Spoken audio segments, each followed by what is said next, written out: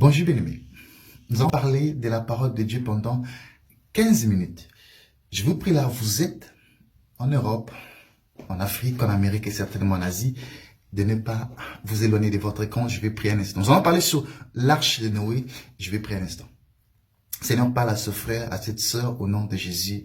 Amen. Nous sommes dans Genèse chapitre 7, le verset 1 à 2. Je fais la lecture. Dans les dit à Noé, entre dans l'arche, toi et toute ta maison, car je t'ai vu juste devant moi parmi cette génération. Le verset 2.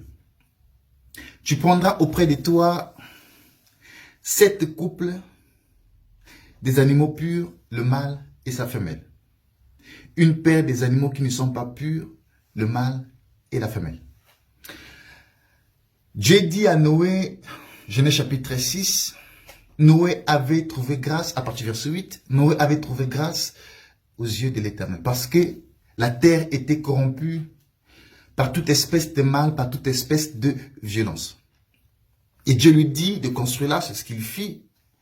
Ensuite, il lui ordonne d'entrer dans l'arche, lui, sa femme, ses enfants et leurs femmes, ainsi que les animaux. Dans le passage que je vais lire à l'instant, Dieu dit, tu prendras 7 couples des animaux purs. Pourquoi Dieu a dit à Noé de prendre 7 couples des animaux purs?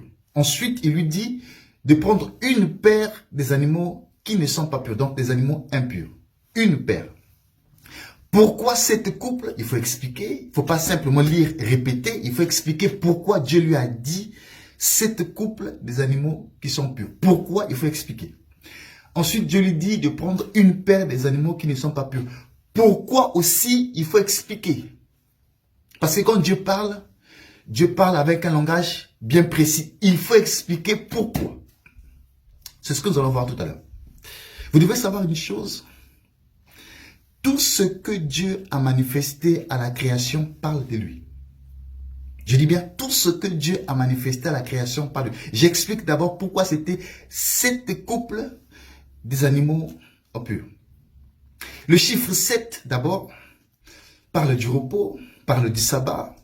Le chiffre 7 parle de la perfection. Mais il lui dit de prendre 7 couples des animaux qui sont purs. Ça parle de lui. Parce que dans la révélation, Dieu est un couple. Raison pour laquelle vous verrez dans les jardins d'Éden, Dieu a mis dans les jardins un couple, l'homme et la femme. Le fort et la faiblesse.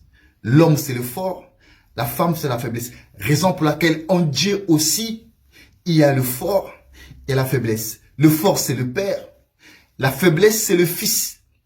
C'est pourquoi j'ai dit en Dieu, Dieu aussi c'est un couple.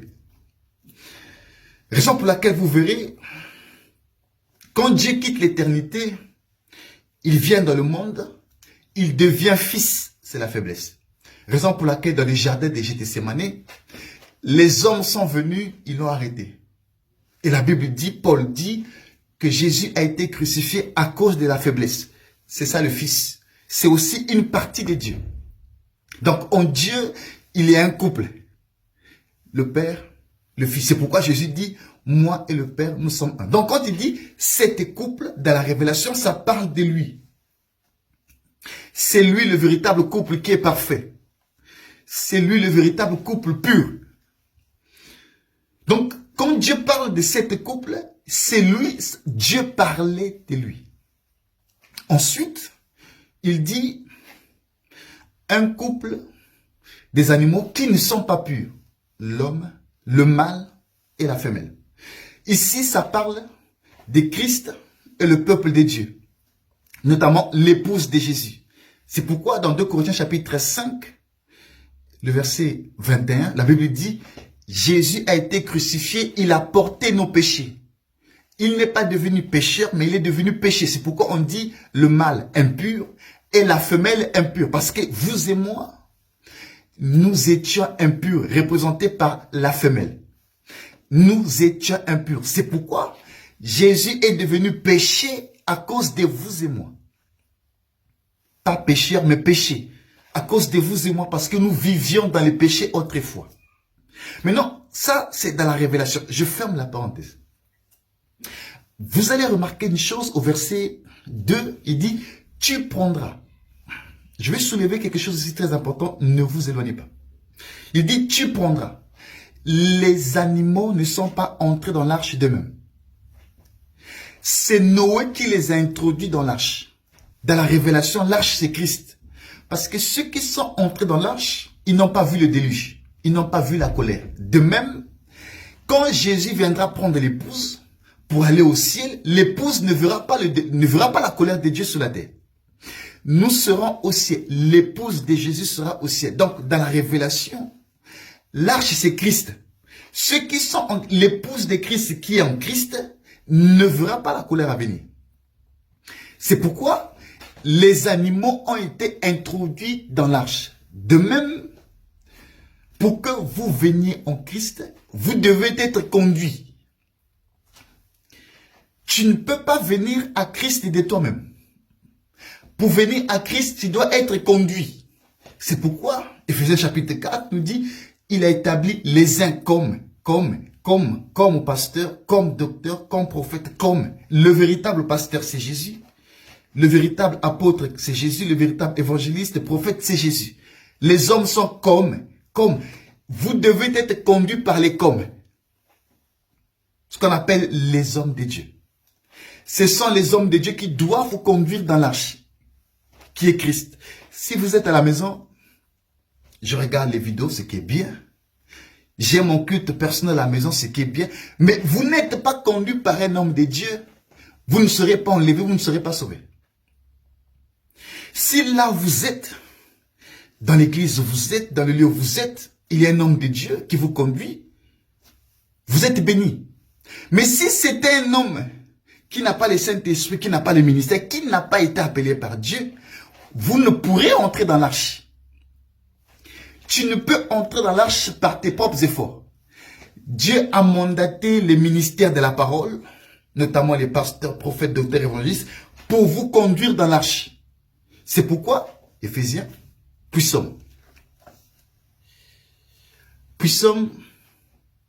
chapitre 95, le verset 7, je fais la lecture. Car il est notre Dieu et nous sommes le peuple de son pâturage. Le troupeau que sa main conduit. Le peuple de Dieu, c'est le troupeau que la main conduit.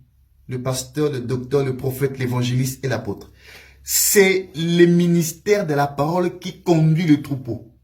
Ce n'est pas une sœur, ce n'est pas un frère qui doit conduire, c'est le ministère de la parole qui conduit le troupeau. De même, vous verrez, Noé n'était pas une femme. Noé était un homme.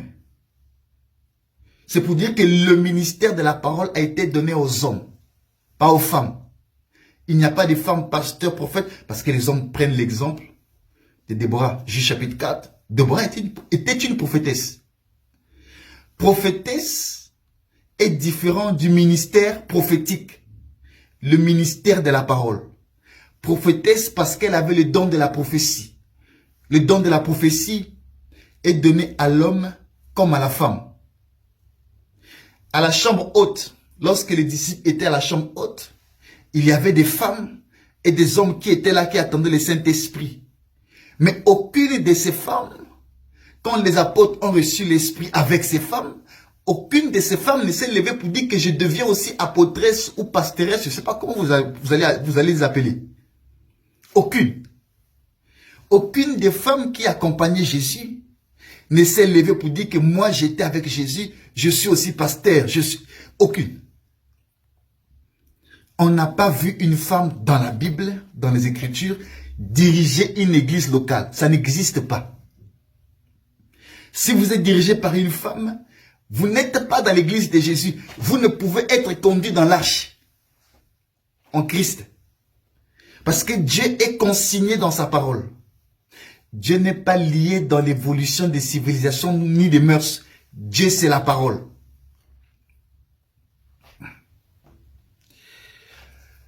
Donc, je disais, c'est le ministère de la parole qui conduit. Les animaux ne sont pas allés dans l'arche d'eux-mêmes. ils ont été dirigés, ils ont été conduits. C'est pourquoi j'ai dit, le ministre est important dans l'église locale. Il faut les respecter. Vous leur devez du respect, de la déférence. Si c'est un homme de Dieu établi par Dieu. Mais si c'est un homme qui n'a pas reçu le mandat, nous lui demandons de fermer la Bible et de faire autre chose. Si c'est un homme qui se tient devant, au lieu de vous expliquer la parole, on met les drapeaux d'Israël au lieu de culte. Israël aujourd'hui a rejeté le Messie. Il n'y a rien en Israël. Parce que le salut, la lumière se trouve chez les nations dans l'église. Israël a rejeté le Messie, a régné le Messie. On trouve les drapeaux d'Israël. C'est pas l'église, les drapeaux d'Israël, c'est pas l'église de Jésus. Si là vous êtes, le conducteur dit que c'est moi le pape. C'est moi l'église, c'est moi qui dirige ici. Si tu veux, tu rentres, si tu veux pas, tu pars. C'est pas l'église de Jésus. Parce que les brebis appartiennent à Christ. C'est pourquoi Jésus dit, mes brebis entendent ma voix et me suivent. Mes brebis. Il n'a pas dit vos brebis. Les brebis appartiennent à Jésus. Un homme de Dieu, c'est un intendant. Dieu lui donne la gestion des âmes, mais les âmes ne lui appartiennent pas. Les âmes dans l'église locale appartiennent à Christ. Le propriétaire des brebis, c'est Jésus.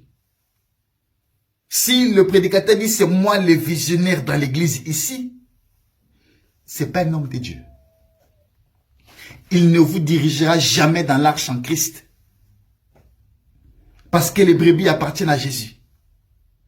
Si là vous êtes dit c'est moi le visionnaire, c'est moi qui donne le nom de l'église, église la manne cachée, église le ministère des pains, église la lumière, église...